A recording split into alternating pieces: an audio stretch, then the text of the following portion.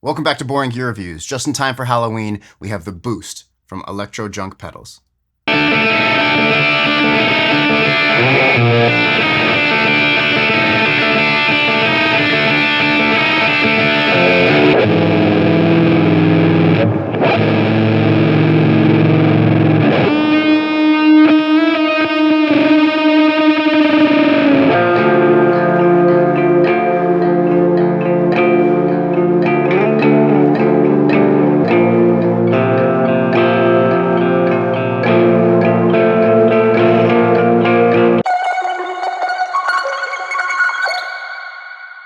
Thanks so much to Tori for sending me the Boost. So the Boost is a 100% analog Germanium boost pedal, kind of based off of the old Rangemaster circuit. But here we get some much needed and really awesome updates. So we get a lower noise floor than the older circuits, which is awesome. And then we also have this toggle on the side. This is kind of really the star of the Boost. So in the up position, we kind of have a very classic Rangemaster, so super high-end treble boosting position. In the middle, you're going to boost primarily mids, and then in the bottom position, you're going to have like a full frequency boost. The knob in the middle will control the output or gain staging of the pedal. And we've got true bypass, top jacks, and DC. For today's demo, I'm using my 1980 Tokai Reborn Old LS80, and this has Sun Bear 62 patent pickups. So way back when, before I'd ever played a boost pedal, my conception of it was that like, oh, it's just something that makes your guitar louder. So if you want to do like a guitar solo or whatever, there you go. I think I was kind of based on, in the 90s, I had this Fender dual Showman half stack, and it had a boost foot switch, but it was just for leads. So it was literally just a volume boost that you could use via foot switch. And that's not exactly what a boost is. So with something like this pedal, in the upper position, you're going to be getting that kind of Rangemaster treble boosting thing you made famous by like Jimmy Page, Tony Iommi, Brian May, like that kind of very searing top end sound that they had came by running a Rangemaster in front of the amp. And in a band context, that's super important because the bass guitar or synth bass or whatever is going to be handling the low end. The drums are going to take up a lot of low end as well as do like punchiness and things like that. So the guitar needs to sit in the mid-range and then the upper frequencies of the EQ spectrum. And especially with distorted guitars, they can tend to get very muddy and bogged down with a lot of low end that's building up from that distortion. So even using something like this to just kind of cut some of that low end and boost some of the top end while still maintaining your tone is a really valuable tool. So you can look at this as two things. You can look at this as like a standalone pedal or something that like pairs with distortion really well to change EQ. And you can also look at it as like a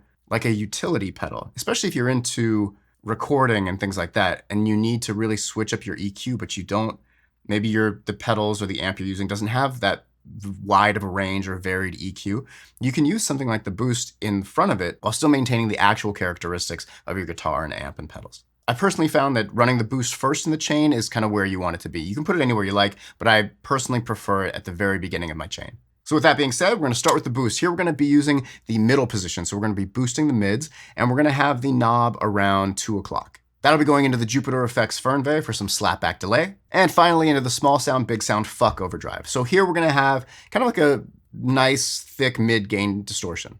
When we engage the Boost, you'll hear the very big difference. It really adds a lot of clarity and top end, and it definitely makes the sound seem more saturated and a bit more aggressive, which I really loved.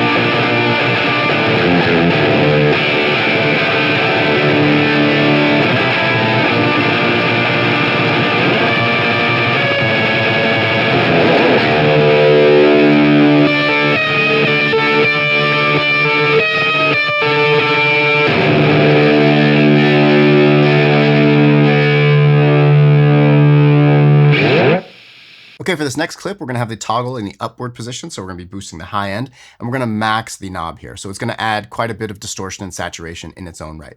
And that'll once again be running into the small sound, big sound fuck, which you'll hear first. Finally, that'll be going into the Death by Audio Rooms reverb. So here we're going to have like a pretty large plate reverb with the level boosted quite a bit.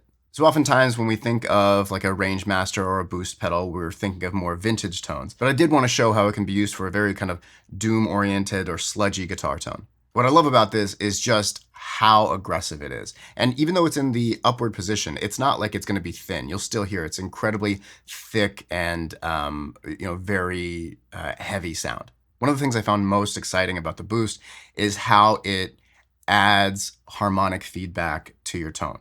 And it didn't add any squealing, it just added a lot of push, so that way when it would feed back, it still maintained like a lot of musicality.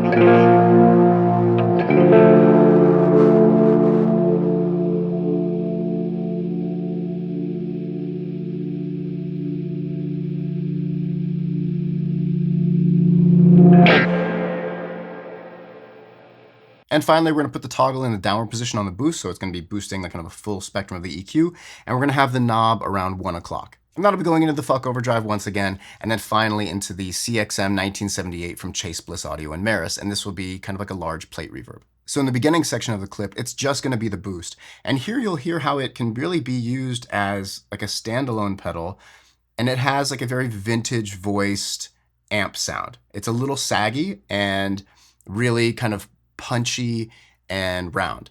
And while I don't show it in this clip, you can max out the knob and get like a decent amount of distortion out of this just by itself. When I turn on the fuck overdrive, you'll hear a very, very thick, aggressive sound. What I wanted to show is how the boost can also be used for very kind of thick, fast, chugging playing. So even while it's boosting the full EQ, it still stays super tight and aggressive.